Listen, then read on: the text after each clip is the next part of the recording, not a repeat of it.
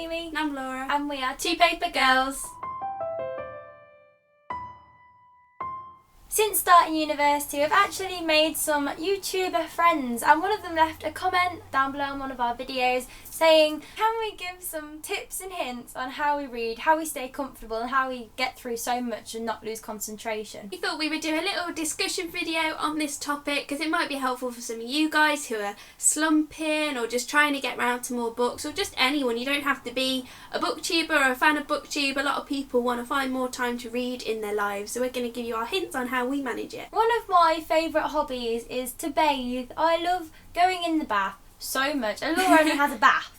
Yeah, I don't even have a shower, so I have to bath like every 2 days. Constantly. And I read the most in bath. I have 2-hour baths, and for the first hour, that time is just reserved for me with my book. And I've never dropped them because I'm very careful. I'm very practiced in the art of reading in the bath. And I just find this very peaceful because it's just very warm and nice. And I won't fall asleep because like I would in bed, because if I do fall asleep, then I'll drown and die. But I never fall asleep, and I always get through quite a lot in the book because there's no distractions. There's no distractions either. I agree. I definitely think that where you read has a big influence on how much you read and how much you can concentrate and get comfy. I find the bath and my bed is where I read the most because there's no distractions. I'm just really comfortable, but I tend to always fall asleep in bed, so I probably read the most in the bath. I can only read in my living room if I switch my clock off. It's got the biggest, loudest tick ever and it really annoys me, so I have to turn that off and make sure the clock stops. But I also can't read lying down because if I'm holding my book up, it makes my arms ache, and I can't lie on my front because my arms go numb and I just end up falling because my shoulders ache. So I have to sit just with my thing and have a little pillow on my lap and put my book on it, especially if the book's really heavy because it digs in my legs and it really hurts. I think the position that you read in does also affect how comfortable you are and how fidgety you might get. In bed, I can't really read sitting up because I don't find it comfortable, so I always lie on my side with my book on my side, which is why I fall asleep every single night after about 10 pages. So I tend to read more in the morning, like during summer when I wake up and have nothing to do. I just grab my book and read for like 2 hours or so and in that comfy position. I find that really relaxing. Me and Laura tend to read quite a lot, but that's generally because of this channel. Like having a goal set per day, it really helps us to meet our reading goals.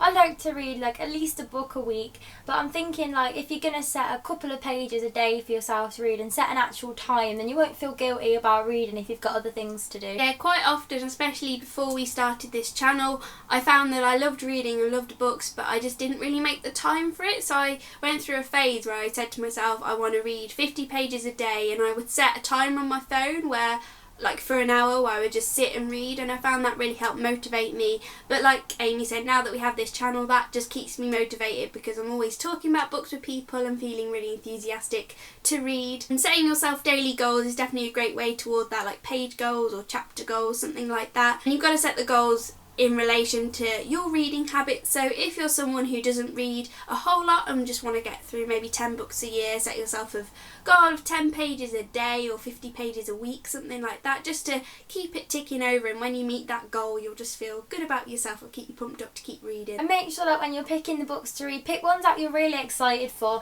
Like if I just pick a book off this shelf that I haven't really like thought about, then I'll be like happy to read it, but I'm not enthusiastic for it. Whereas if I pick a book that I've been wanting for so long and I'm really interested and into it, if I pick it up and read it, I'm bound to get through it a lot quicker because I'll want to sit down and read it instead of just thinking, oh, I've got nothing else to do, I might read now. Also, if you want to slowly build up how much you read, I recommend reading smaller books because I find that when I finish a book it really gets me out of any slight reading slump, makes me super pumped to pick up another book. So if I read a lot of quick books, I just stay really motivated, whereas when I read a big book that maybe takes me a week or two, I read it slower. I don't really want to read after it. So if you want to get into more reading, I'd recommend picking up lots of small books, not like tiny, but maybe under 300 pages, and maybe the big fantasy books you could leave to one side for a while until you're more excited to read them. A thing that helps me really concentrate when I'm reading, I was going to say when I'm eating, I just can concentrate on that easy. When I'm reading, I like to have like just a bag of sweets or like a packet of crisps. I'm just like reading and I'm picking and eating with one hand.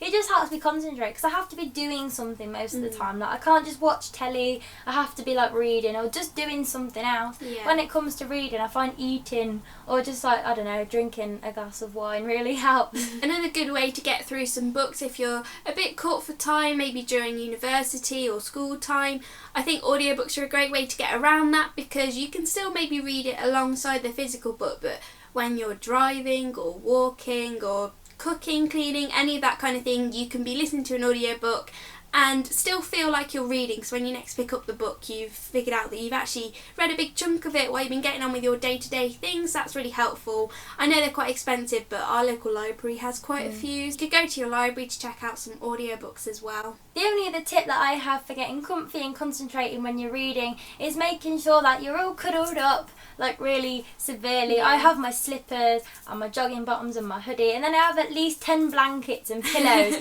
just like cuddled over me, and I have my phone by me and a drink and food obviously in the book, so I don't have to get up for anything. I don't have to move for a long time. I could just live quite happily there for a couple of days, just reading and reading. Maybe even put 2 books next to you in case you finish one and you still don't want to get up and you just want to keep going. I think the best way to answer Josh's question on how to just stay focused is to have a good book that you're really interested in. Be comfortable where you're reading, pick a good reading position, dedicate some time to it and just set yourself some little reading goals. But most of all, just enjoy what you're reading and you'll find that you get through everything a lot quicker. Also remember not to put pressure on yourself to read anything you don't want to read or read something too quickly. You see a lot of booktubers getting through 10 books a month, 5 books a week sometimes. You don't need to match that, just read at your own pace and just enjoy it. I hope this video has helped. Comment down below if you've got any more tips or hints. And we'll see you on the next one. Bye! Can we give some hips and tints?